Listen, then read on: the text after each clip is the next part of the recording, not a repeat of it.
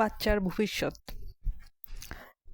এখন আমি যে বিষয়টা নিয়ে কথা বলবো সেটা হচ্ছে বাচ্চার ভবিষ্যৎ। বাচ্চা বলতে কি আপনারা বুঝতেই পারছেন যে আমাদের ছোট্ট কৃষ্ণা, তার কথা বলছি। ব্যাপারটা হচ্ছে কি, দেখুন, যখন একটা শিশু যখন মাতৃহারা হয় বা পিতৃহারা হয়, যে কোনো একটা শিশু, তারপরে কিন্তু সে একজন সিঙ্গল প্যারেন্টের আন্ডারে, বা যদি বাবা বা মা দ্বিতীয় বিবাহ করেন, সেই সৎ বাবা বা সৎ মাকে নিয়ে সে কিন্তু বাঁচতে শিখে যায় আস্তে আস্তে। এবং যখন সে আস্তে আস্তে একটু বড় হয়, তখন ব্যাপারটা সে খুব পরিষ্কারভাবে বুঝতে পারে কি হয়েছিল। যদি তার তার তার মা বা বাবা যদি কেউ মারা গিয়ে থাকেন, তাহলে সে বুঝতে পারে যে আমার মা বা বাবা, আমি যখন অত বছর বয়স ছিল, আমার হয় ছোট 2 বছর ছিল, 3 বছর ছিল, তখন আমার মা বা বাবা চলে গেছেন, মারা গেছেন। এবং যেহেতু এই জিনিসটা তার মাইন্ডের মধ্যে, মাথার মধ্যে খুব স্পষ্টভাবে জিনিসটা সে বুঝতে পারে, জিনিসটাকে ওইভাবে অ্যাকসেপ্ট করেই সে বড় হয়।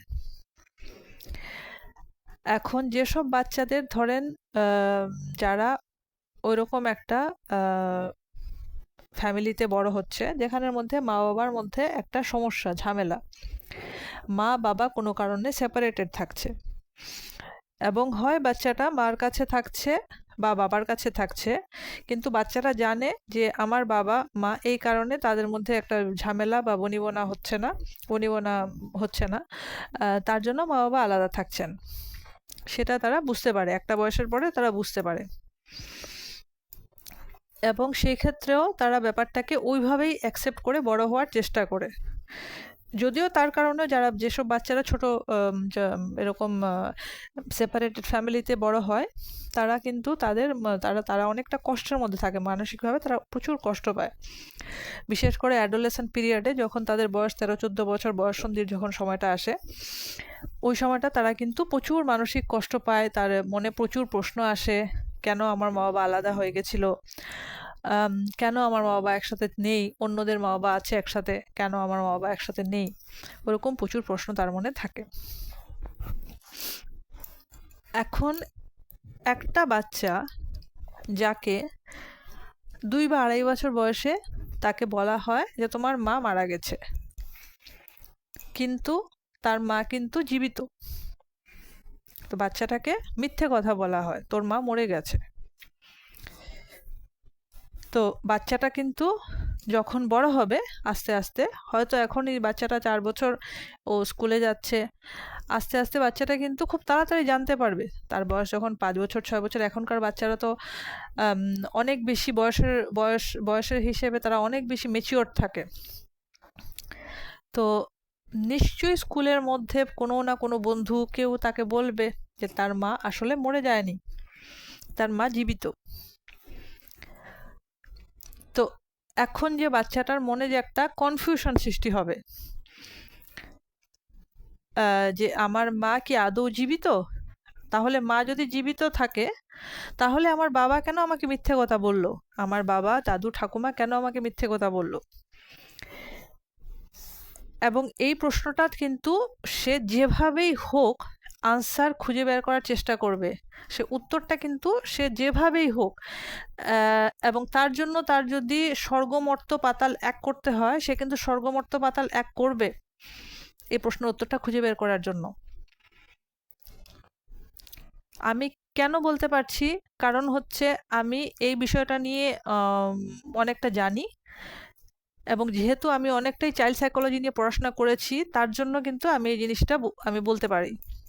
ঠিক আছে? সুতরাং একটা যখন বয়স হবে, বাচ্চাটার বয়স আরেকটু বড়, 10-12 বছর হবে, ও কিন্তু সত্যিটা কি বোঝার চেষ্টা করবে।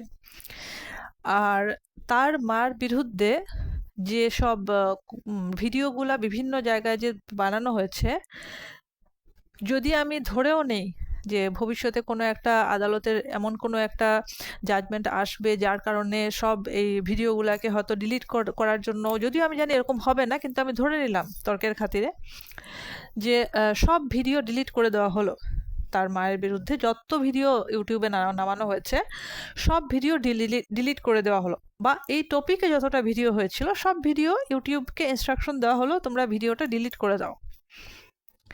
কিন্তু ভিডিওগুলা যার যার কাছে স্ক্রিন রেকর্ড করে বা ডাউনলোড করে সেভ করে রাখার কথা তারা কিন্তু ঠিক ডাউনলোড করে সেভ করে রেখেছে। সুতরাং বাচ্চাটা যখন খুঁজবে, সত্যিটা কি যখন জানার চেষ্টা করবে, তখন সে এক এক করে ওই ভিডিওগুলা শুনতে থাকবে, দেখতে থাকবে, এবং সে উত্তর পাওয়ার তার প্রশ্ন যেটা সে বুঝতে চাইছে যে আমার মা জীবিত কিন্তু আমার মা কেন মৃত, আমার মা কেন মারা গেছে সেটা আমাকে বলা হলো, সেটা খুঁজতে গিয়ে তার মধ্যে সে কিন্তু অনেক কনফিউশনে পড়বে। ঠিক আছে? এবং যেটা তার মার বিরুদ্ধে যেটা অভিযোগ যে সে পরকীয়া করে বেরিয়ে গেছে, অ্যালেজেড পরকীয়া, অ্যালেজেড আমি বলছি কারণ এটা এখানে কোনো কোর্টে প্রমাণিত হয়নি যে তার মা পরকীয়া করে সংসার ছেড়ে বেরিয়ে গেছিলো। এটা কন্ট্রোভার্সি ক্রিয়েটারদের ক্রিয়েটেড কন্ট্রোভার্সি। ঠিক আছে? আমার হাতে, বা আমি কোনো কোর্টের যে বিচারপতি নই যে আমার হাতে প্রুফ আছে যে তার মা পরকীয়া করেছিল। যেটা ইউটিউবের মধ্যে যেটা ভিডিও নামানো হয়েছিল বা এখনো হচ্ছে যে তার মা পরকীয়া করে চলে গেছে, এই ভিডিওগুলা দেখে তার বাচ্চাটার মনের মধ্যে কিন্তু প্রচুর কনফিউশনের সৃষ্টি হবে। এবং যখন এই কনফিউশন নিয়ে বাচ্চাটা যখন নিজের ভেতরে যখন সে লড়াই করবে সত্যিটা বোঝার জন্য, আমি যদি ধরে নেই যে এই বাচ্চাটা তার মার সাথে আগামী 4-5 বছর 7 বছর আর দেখাই হবে না, সে কিন্তু তার মাকে ঠিক খুঁজে বের করবে এবং তার মার কাছে গিয়ে মুখোমুখি গিয়ে সত্যটা জানতে চাইবে।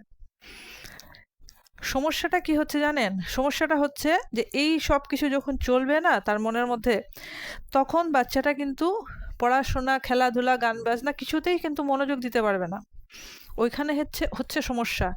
ঠিক যে সময়টা বাচ্চাটার জীবন তৈরি করার কথা, যে সময়টা তার পড়াশোনা করে তার একটা ভালো রেজাল্ট করে একটা ভালো লাইনে পড়াশোনা করার কথা, বা মানে একটা স্ট্রং একটা জায়গায় নিজেকে নিয়ে যাওয়া, তখন তার এই কনফিউশনগুলা তার জীবনে যে চলবে তার কারণে কিন্তু বিরাট তার ক্ষতি হবে। এই যে তার জীবন গঠনে তার যে লাইফটা যে সে তৈরি করছে ওই সময়টাতে কিন্তু তার প্রচুর ক্ষতি হবে।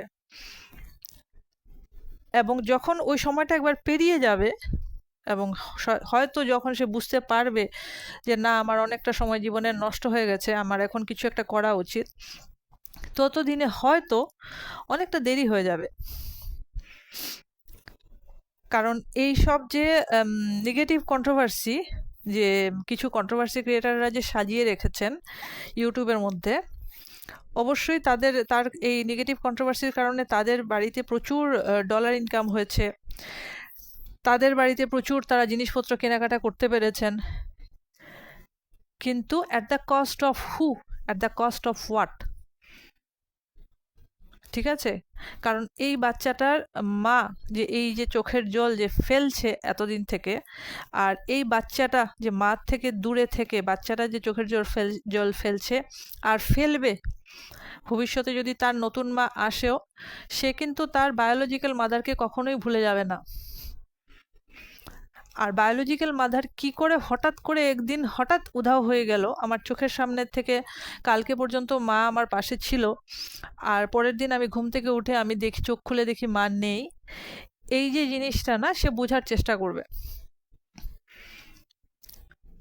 তো আমরা শুধু ভগবানের কাছে এটাই প্রার্থনা করতে পারি যে বাচ্চাটা যাতে সত্যি জানতে পায়, বাচ্চাটাকে যাতে তার মার সাথে দেখা করতে দেওয়া হোক, যেভাবেই হোক, যার মাধ্যমেই হোক, মধ্যস্থতার মাধ্যমে হোক, যেভাবেই হোক, বাচ্চাটা এবং তার মাকে যেন দেখতে পায়, মার সংস্পর্শে যেতে পারে, সে যাতে সত্যিটা জানতে পারে যে আমার মা জীবিত আছে, আমার মা ভালো আছে, আমি যখন ইচ্ছা করলেই আমি মায়ের কাছে যেতে পারি, এই যে সিকিউরিটিটা তাকে দেওয়া হোক। কারণ আজকে যদি এই বাচ্চাটাকে আপনারা সিকিউরিটি না দিতে পারেন, তাহলে কিন্তু বাচ্চাটার পরবর্তী জীবনে অনেকটাই কিন্তু তার সমস্যার সৃষ্টি হতে পারে।